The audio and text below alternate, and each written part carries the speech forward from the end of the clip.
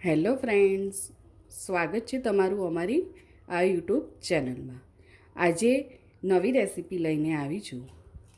એ છે ચીકુની. આ ચીકુમાંથી આપણે પ્રીમિક્સ તૈયાર કરવાનું છે. તો મેં અત્યારે 3 કિલો જેવા ચીકુ લીધા છે અને ચીકુને ધોઈને લૂછીને સાફ કરીને મૂક્યા છે.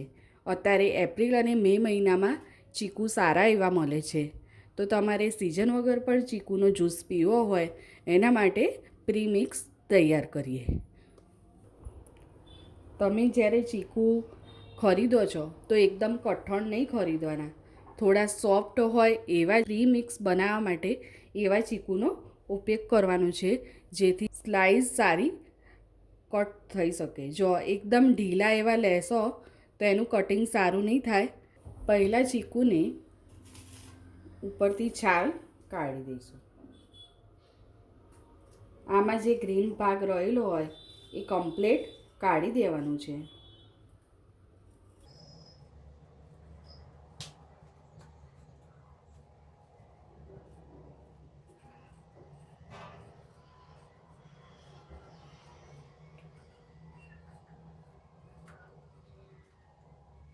આવી રીતે એની છાલ કાઢી દેવાની છે.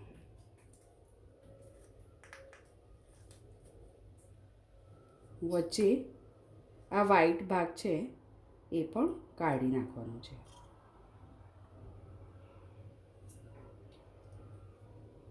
અંદર ચીકુ જ્યારે તમે ચીરીઓ કરો છો ત્યારે અંદર પણ સારી રીતે જોઈ લેવાનું કે ચીકુમાં ઘરપણના લીધે ઈયળો પણ હોઈ શકે છે.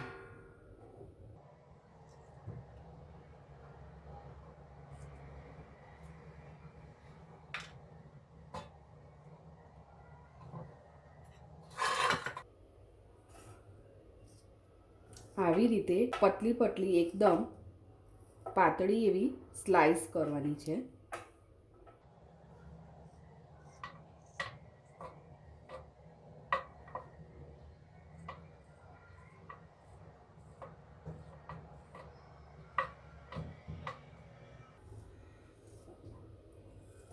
પાતળી સ્લાઈસ હોય તો જલ્દીથી સુકાઈ જાય છે. આને આવી રીતે છૂટી છૂટી થાળીમાં સૂકવી દઈશું.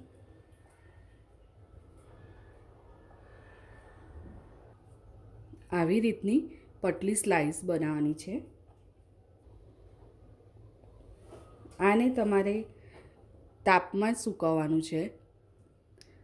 એકદમ ક્રિસ્પી કડક થાય ત્યાં સુધી તડકામાં જ સૂકવવાના છે. આવી રીતે થાળીમાં પતલી પતલી સ્લાઈસ કરીને તડકામાં સૂકવી દેવાના. અને રાતે જો તમે ઘરમાં લો તો કીડી ના ચડે એનું ધ્યાન રાખવાનું. અને પંખે પણ તમે રાતે રાખી શકો છો. જો આવી રીતે તડકામાં સૂકવી દેવાના.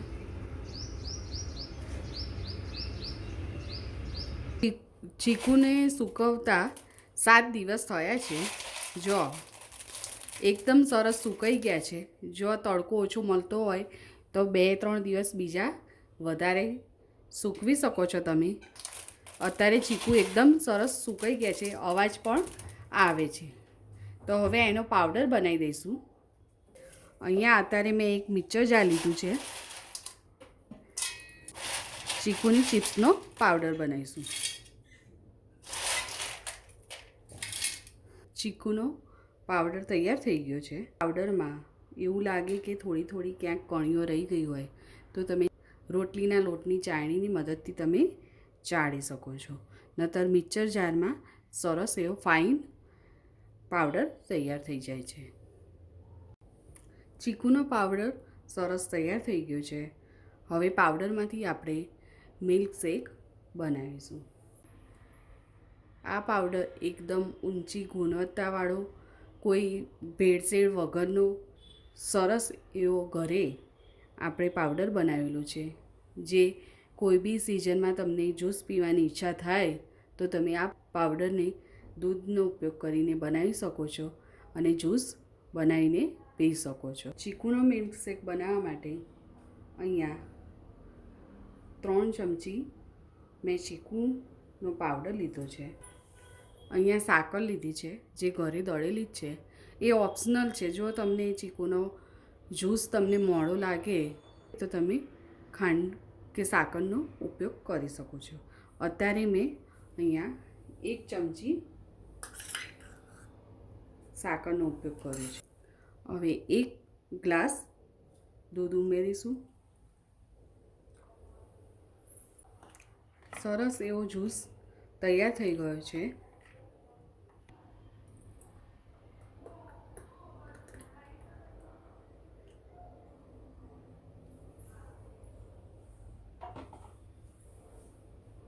સરસ એવો ચીકુનો જ્યુસ રેડી થઈ ગયો છે.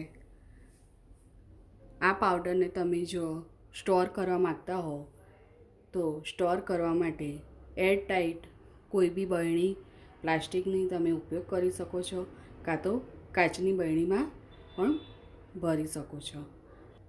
બહાર આપણા સગા સંબંધીઓ કે આપણા છોકરાઓ ભણવા માટે મોકલીએ છીએ ત્યારે પણ આ પાવડરનો ઉપયોગ કરી શકીએ છીએ. અને બિન સિઝન વગર પણ તમને જ્યારે બી ઈચ્છા થાય પાવડરથી ચીકુનો જ્યુસ બનાવી શકો છો. જો તમને અમારો વિડીયો સારો લાગ્યો હોય તો લાઈક કરો અને શેર કરો.